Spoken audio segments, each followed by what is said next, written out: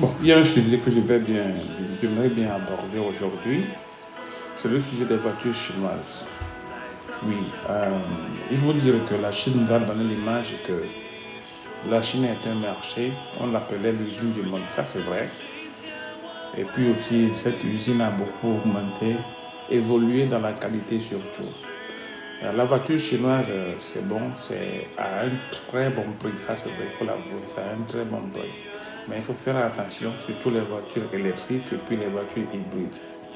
À mon avis personnel, avec mon expérience, je peux dire que les voitures électriques chinoises n'ont pas encore de maturité. Oui, je l'ai dit, il y a beaucoup de gens qui font des vidéos, je vois sur YouTube, sur TikTok. Bon, je ne rigole pas. Quand tu ne connais pas, tu ne connais pas. Mais à l'intérieur de la Chine, il y a toutes ces marques que vous voyez. En fait, c'est quelques marques-là qui changent de nom de temps en temps. BYD fait de très bons boulot. BYD, ils font de très bons boulot.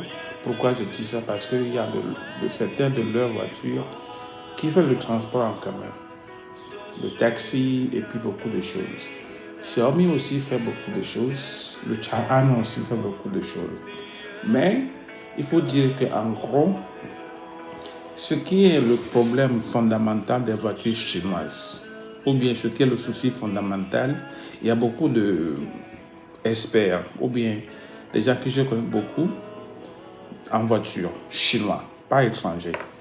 Qu'est-ce qui se passe? La plupart des voitures chinoises ont beaucoup le confort, l'esthétique. Donc je peux dire que on banalise un peu la puissance, la force en faveur de l'esthétique et du confort. Les voitures qui sont capables de tourner sur place, ça c'est vrai. Quand tu rentres, la chaise là, ça tourne en rond. Et aussi le massage, voilà. Le heater, comme souvent au nord, il y a le chauffage, voilà. Il y a des mini-frigos, tu peux charger ton téléphone, l'écran par ici, l'écran par là. Ça, les Chinois en font. Il y a quelques Chinois qui s'en moquent que certaines voitures chinoises, tu prends comme tu prends une chambre d'hôtel VVIP, un salon VIP. Mais en matière de puissance, il faut quand même faire attention. Voilà. En chinois, moi, je crois beaucoup à ça. Il y a deux proverbes, deux dires qui convergent vers la même direction. On dit « pian yi mais hao ho ». Ça veut dire que ce qui est moins cher, il n'y a pas de bonne qualité.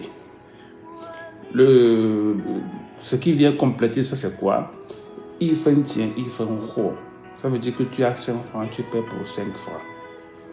Une voiture de 10 millions n'est pas la même chose qu'une voiture de 30 millions, mes amis.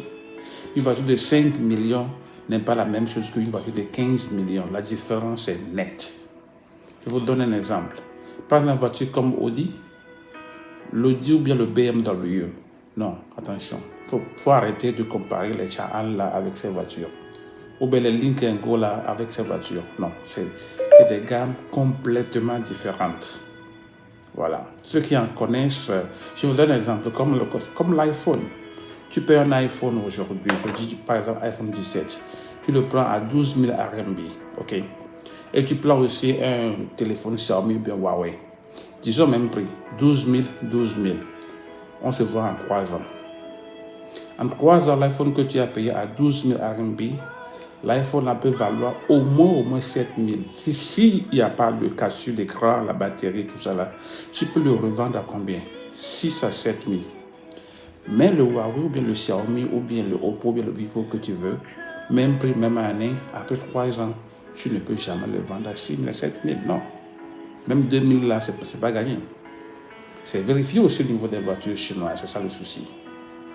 De très bonnes voitures, mais il faut quand même faire attention parce que les Chinois, au niveau de vue de la Chine, a beaucoup évolué. Donc les Chinois changent constamment de voiture. Le Chinois peut changer de voiture et puis bon, il fait des petits business, quand ça sort là, on paye une nouvelle voiture et puis on change d'autres. Mais chez nous, tu payes une voiture de 10 millions, tu veux conduire ça combien d'années? 5 ans, 10 ans, ça ne gagne pas avec une voiture chinoise. Avec 10 ans, 5 ans même, il faut faire attention. Je ne dis pas que les voitures chinoises ne sont pas bonnes, mais il faut quand même faire une perception sur l'avenir. Les voitures qui font des choses petit, les gens qui font comme jouer là, ce n'est pas des voitures à conduire à 10 ans. Voilà. C'est même la peur des voitures. Tu as une voiture principale et l'autre voiture pour voiture de... Voilà. En chez nous, on dit mazin. Par exemple, le Xiaomi, le sous, le S, le sous-ti là. Ce n'est pas une voiture principale, pardon. Il faut laisser ça. Ce n'est pas une voiture principale pour toi. Tu as ta voiture principale pour les courses, aller au travail, revenir. Mais quand tu veux faire le show avec des amis, tu prends ça. Donc, la Chine a souvent de très bonnes voitures, de très bons produits d'ailleurs. Mais il faut voir, et puis, comment. Si tu veux payer, il faut quand même faire bien tes calculs. D'ici 5 ans, c'est pas gagné. Si tu les vends en seconde main, c'est pas gagné. Voilà. Ça ne veut pas dire que la qualité n'est pas bonne, mais ça dépend du niveau de vie de la Chine aujourd'hui. Les choses évoluent vite. Quelqu'un peut payer téléphone aujourd'hui, cette année, l'année prochaine, il change. Donc, il ne voit pas l'effet.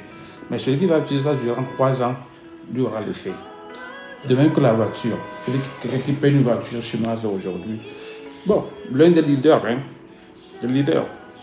et puis il conduit ça 3 ans après. S'il veut revendre ça ou bien prendre une autre voiture, c'est pas gagné. Voilà. Le prix sera tellement moins cher, très très moins cher. Voilà.